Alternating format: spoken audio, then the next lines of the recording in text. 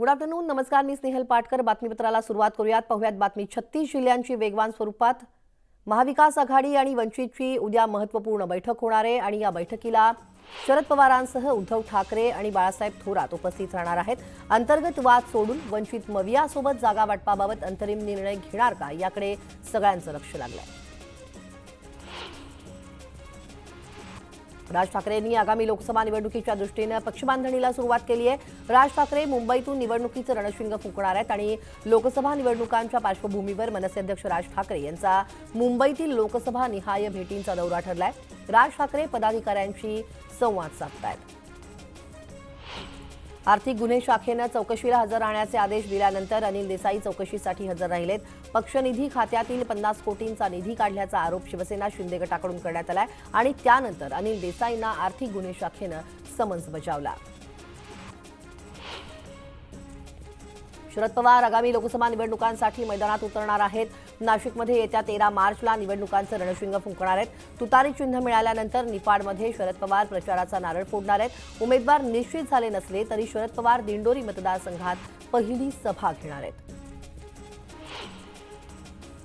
मातोश्रीवर सांगली लोकसभा मतदारसंघातील पदाधिकाऱ्यांची बैठक बोलावली आहे आणि या बैठकीमध्ये ठाकरे गटाचा उमेदवार कोण असणार यावरती चर्चा केली जाणार आहे. माजी हिंद केसरी चंद्रहार पाटील यांचं नाव चर्चेत आहे. त्यामुळे उमेदवार म्हणून कुणाच्या नावावरती शिक्कामोर्तब होतंय याची उत्सुकता आहे.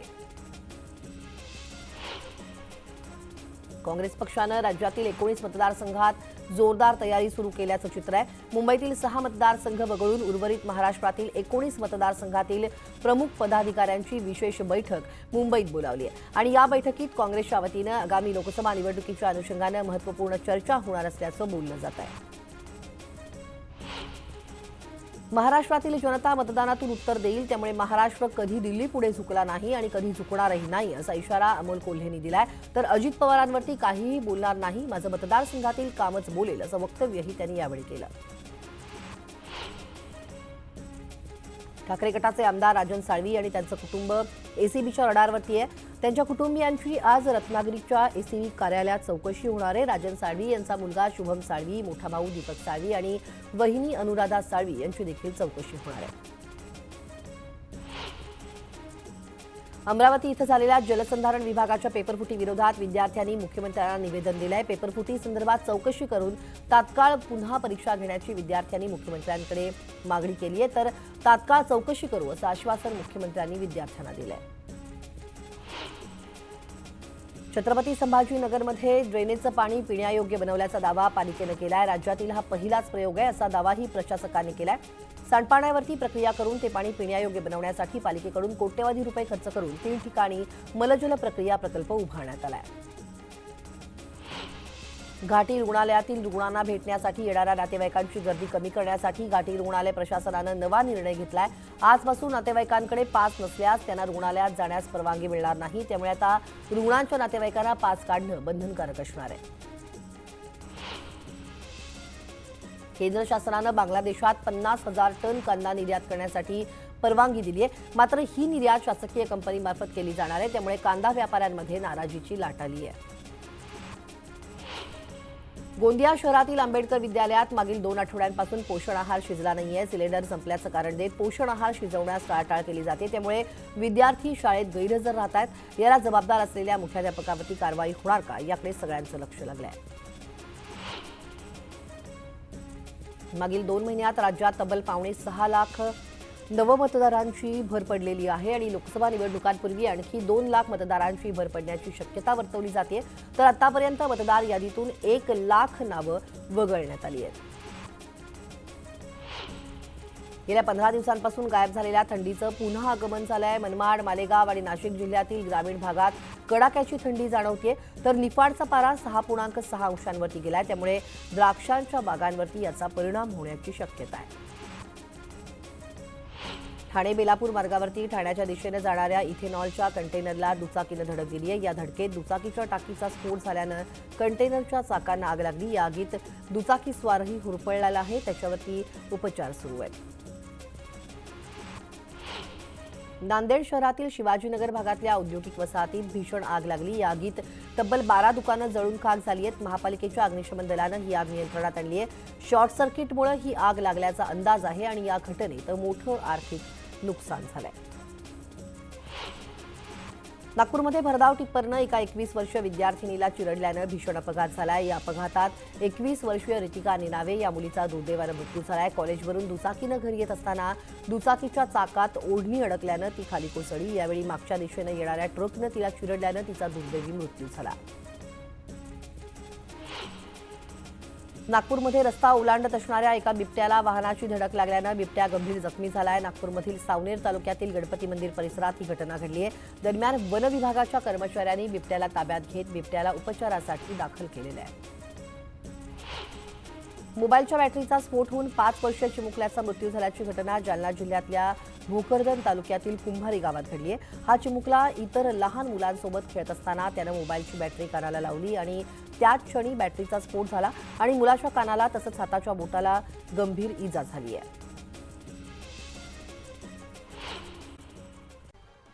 आणि आता उर्वरित घडामोडी पाहूयात वेगवान स्वरूपात. सोलापूर मार्केट यार्डमध्ये कांद्यानं भरलेल्या ट्रकला अचानक भीषण आग लागली आहे. आग लागल्यानंतर धूर निघत असल्यानं कांदा व्यापारी आणि शेतकऱ्यांनी वेळीच आगीवरती नियंत्रण मिळवल्यानं जीवितहानी झालेली नाही, तसंच कोणतंही नुकसान देखील झालेलं नाही. राजीव गांधी प्राणी संग्रहालयातील पिंजऱ्यातून बिबट्या बाहेर पडला. प्राणी संग्रहालयातील आवारात अग्निशमन दलाचं पथक आणि वन विभागाची 3 वाहनं मिळून काल सकाळपासून बिबट्याचा शोध घेत आहेत. नवी मुंबईतील तळोजा कारागृहातील कैद्यांना आता नवी सुविधा उपलब्ध करण्यात आली आहे. आता व्हिडिओ कॉन्फरन्सिंगद्वारे त्यांना नातेवाईकांशी संवाद साधता येणार आहे. या यंत्रणेचं उद्घाटन पोलीस महासंचालक प्रभात कुमार यांच्या हस्ते करण्यात आलं आहे. नक्षलवाद्यांशी संबंधित असल्याचा आरोप असलेल्या जीएन साईबाबा यांची निर्दोष मुक्तता करण्यात आली आहे. 50,000च्या जात मुचलक्यावरती सोडण्याचे निर्देश न्यायालयाकडून देण्यात आले, तर त्यांच्यासोबत असलेल्या 4 आरोपींचीही निर्दोष मुक्तता करण्यात आली आहे.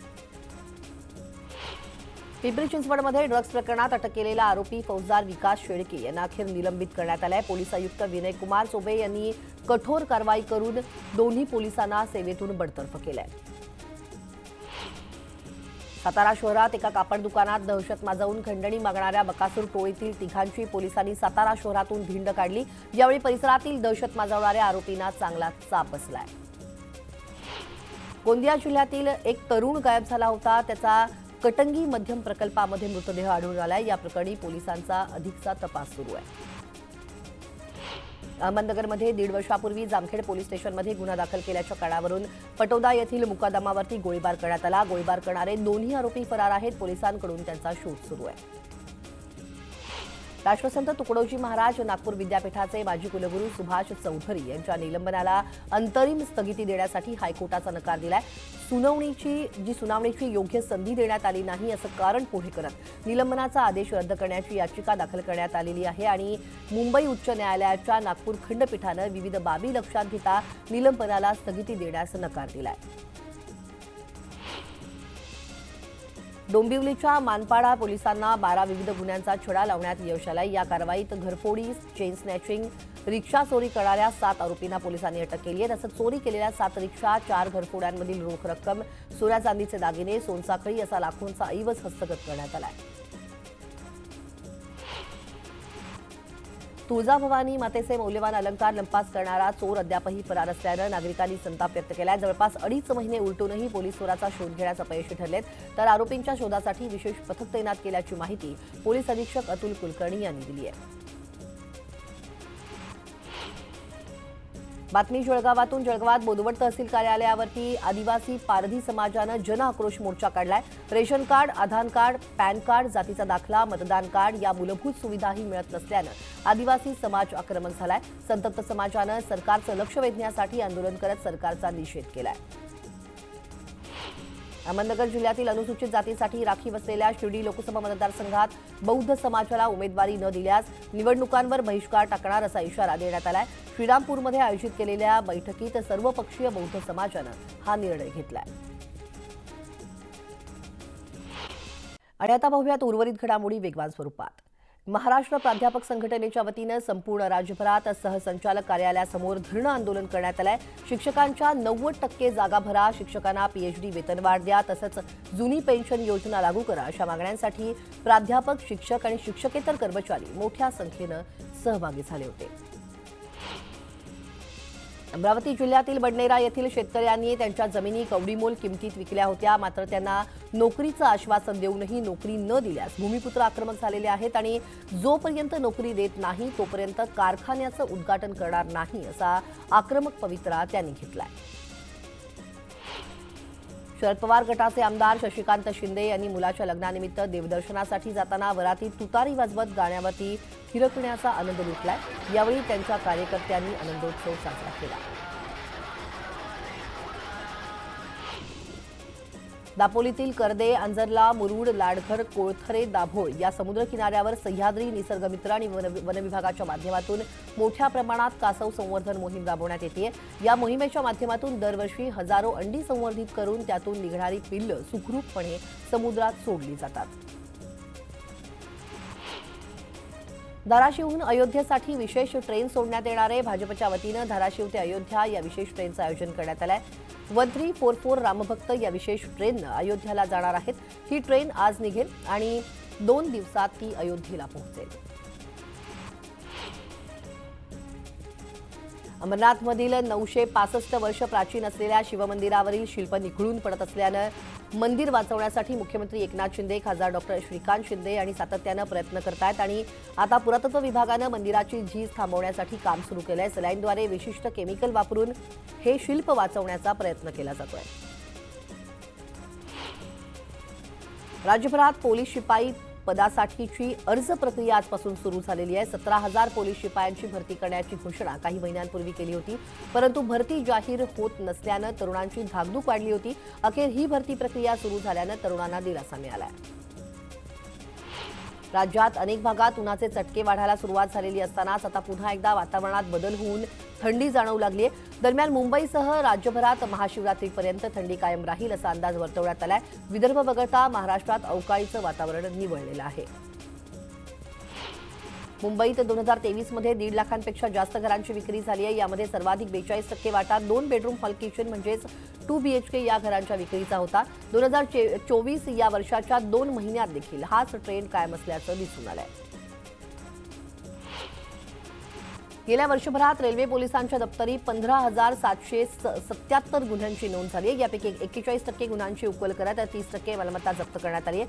सेंट्रल लाईनवरती सर्वाधिक 10,000 गुन्ह्यांचा यामध्ये समावेश आहे। तर दुसरीकडे गैरप्रकार रोखण्यासाठी फलाटावर तपासणी अधिकाऱ्यांच्या शर्टावर कॅमेरे बसवण्यात येणार आहेत।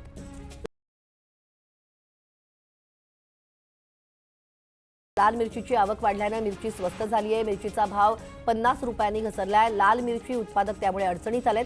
280 रुपयांवर असणारी मिरची आता थेट 220 रुपयांवरती गेली आहे। तर येणाऱ्या काळात मिरचीचा दर आणि शहरातील नामपूर रोडवरील एका बंद असलेल्या लॉनमध्ये बिबट्या शिरला। एका शाळकरी मुलानं धाडस दाखवून बिबट्या ज्या खोलीत शिरला त्या खोलीला बाहेरून कडी लावली आहे। घटनेची माहिती मिळताच बिबट्याला रेस्क्यू करण्यासाठी वनविभाग